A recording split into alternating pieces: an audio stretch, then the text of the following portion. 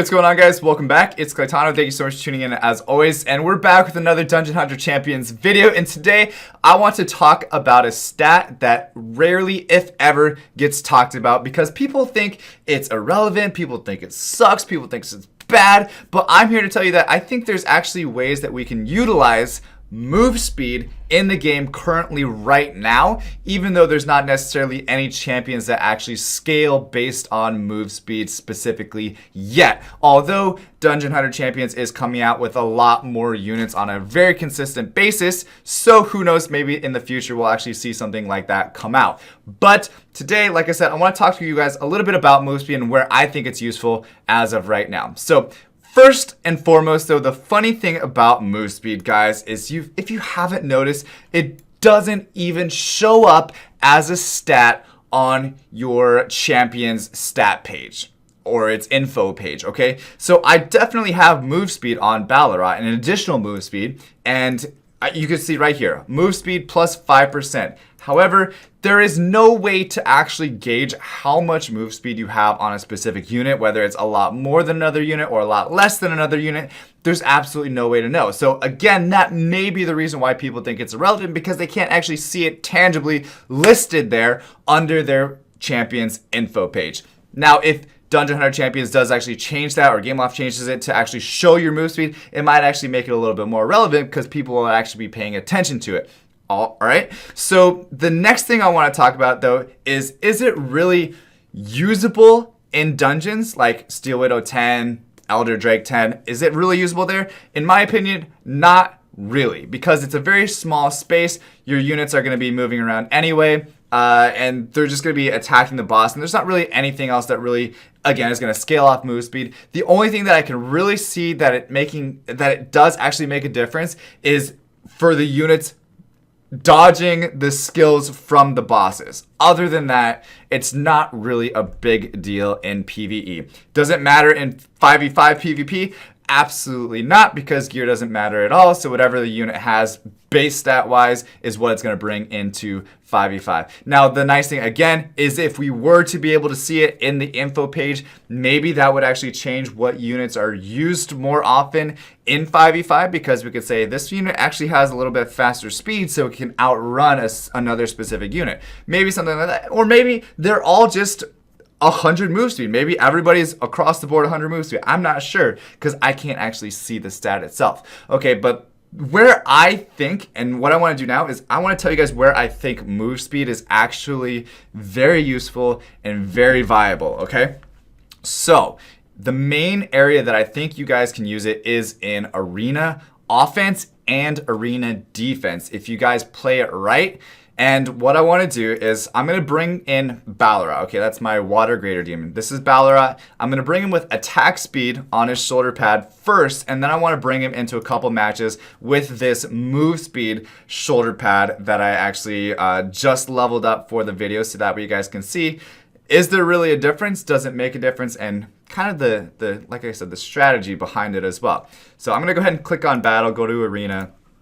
And let's take out Private Void, okay? So I'm going to use my Water Grader Demon as the first unit. Okay, it's going to be the closest one to the enemy. Now, the idea of move speed, in my opinion, is that it's going to get out there farther than my other units as quick as possible, so that way it's taking the aggro from the enemy team as quick as possible, because it is a tankier unit and it's going to save my squishier units between Rhoda and Gamma. And they're going to be able to take out the rest of the team just sitting in the back, shooting down like, just like long-range artillery, basically, is what I'm saying. And if he were to be slower, though, then it could potentially be where he is too close to the other units, where they're just deciding that, oh, well, here's Ballarat right here. I'm just going to go into the back and kill Rhoda, and I'm going to kill Gamma, and since we're all kind of right in the same area together. So let's just take a look and see how it runs out the first match. I do have two wings here, or two pieces of PvP energy, so we're going to use one, again, with attack speed and one with move speed, and see if there's really any difference, and potentially it might not be just the fact of changing the shoulder pad, but actually getting some substats with move speed would potentially be a difference as well. So, all right, so here's the setup, like I said, and here's my Ballarat right in the middle. if he is way slower than my other units, they're going to outpass him. Now, I've actually seen that happen on arena defenses where the squishier unit in the back will actually move forward, putting himself out of position because he has a faster move speed. So it's not something that you guys really want to take for granted. Like, I've seen so many teams where they have Rhoda on the team, and it's like you want that person to be in the back, or you want that water ranger to be in the back because you don't want it to get hit. It's providing fire from afar, and you don't want it to be front faced right and center for somebody to just grab it and be like one-shotting it. Okay, you want that unit to stay in the back. So typically, I think you would want your squishier units to have a slower move speed and your tankier units to have a faster move speed, so that way it positions them based on the auto AI a little bit better. Okay, so I'm going to go ahead and hit auto, so that way you guys can see kind of how it plays out right now. All right, so in this case, the squishier unit with the Blade Master, it was a lot faster, so it got out in front of everybody and kind of just, you know, it kind of put himself out of position. Even though the Blade Master was already in the front anyway, it didn't really do him much favors because he was way out there, way in front of everybody, didn't really have much support, and there wasn't really anything that he could do specifically. So here we go again. Same thing, Blade Master's way out in front, but you see how my Balrog is like way behind there. He was lacking way behind. It could be because I like stopped the auto and then I started the auto. Either way, he was like way behind, and everybody's kind of in the mix of things together. So you see my Rhoda is a little bit out of position there. The Gamma's still in the back, but my Rhoda is definitely out of position, being right in the middle of everything.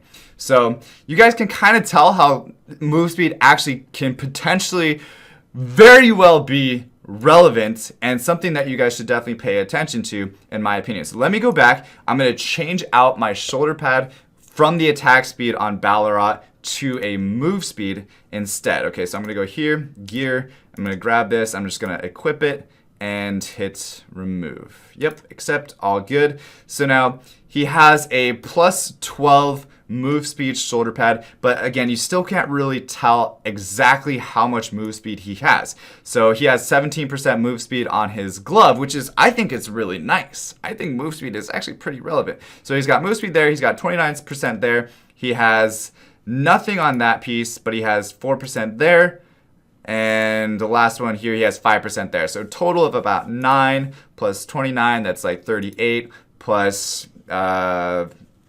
45, 50, 55% move speed or something like that, if my math is right.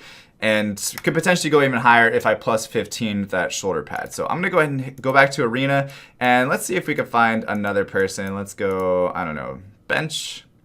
Okay, so bench has got a little bit tankier team here. He's got the immunity. He's got the, this guy, Vargor, I think his name is, the fire one. So I'm going to do the same thing, same setup, same positioning for everybody as well, with the fire archangel on the top, with Rhoda and the Gamma below. And I'm going to hit battle. It's my last PvP invite, so hopefully we get it right on the first try, and we can kind of test out and see how this move speed actually changes the way the match could potentially go. If I had it, my preference though, I would be fighting the same exact opponent. Unfortunately though, I can't. So here we go. We have Balrog right there in the middle, and I'm kind of nervous. I haven't tested this out before the video, so this is the first time that I'm actually seeing any any unit at all with move speed on his shoulder pads. Let's see. All right, wow. So he's way out there. He is way out there. But if you guys look, I still got dragged in by that Vargor, so that kind of just screwed up my entire plan. But Balrog was way out in front of everybody, which is kind of insane. I didn't think move speed was going to change it that much, but damn, he was way out there.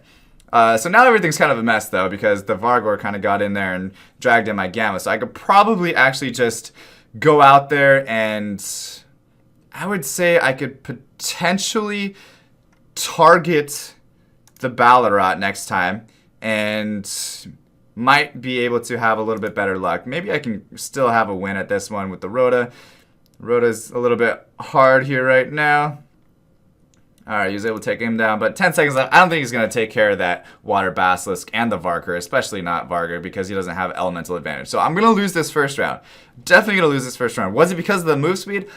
I don't think so. I think it's just because that Vargor actually grabbed my my Gamma. So I'm going to actually change it now to go for him, and the Gamma is still in the back, so everybody's kind of a little bit better positioned.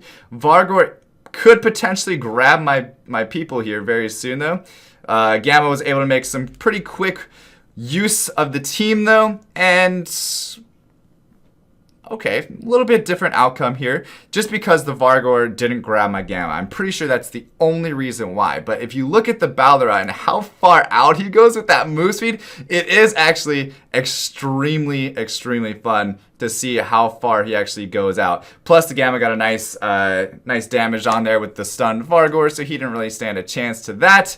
And guys, I really think that move speed needs to be focused. It needs to be at least thought about. Maybe not focused, but at least it needs to be thought about 100% in my opinion. Because if you have your squishier unit running past your tankier units, putting themselves way out of position, it definitely needs to be thought about. And I think from a game loft perspective, it needs to be showcased in the info tab on the actual units, so that way we can see and we can speed tune them appropriately, so that way we can position our units better based on the arena, based on the AI, okay, based on the auto AI. The reason why is because there's so many different units, and to be able to control all of them and like pull one back and push one forward, there's too much going on, where even if we were to manual it, the speed would definitely matter, okay? Aside from that, guys, that is it for today's video. Hopefully you guys have a different perspective on move speed yourselves, and maybe we'll see some more move speed meta coming into play. If you guys did like the video, definitely go ahead and leave a like and subscribe. I do make videos like this almost on a daily basis, and I am going to be giving away $100 in the month of July as long as you are subscribed to the channel and just comment on the video below. The more videos you comment on throughout the month of July, the more chances you have to actually win the $100 at the end of the month. All right, guys. But anyway, that's it for today. Thank you again so much for watching. As always, stay soupy, don't be potatoes, and I will see you guys next time. All right, peace.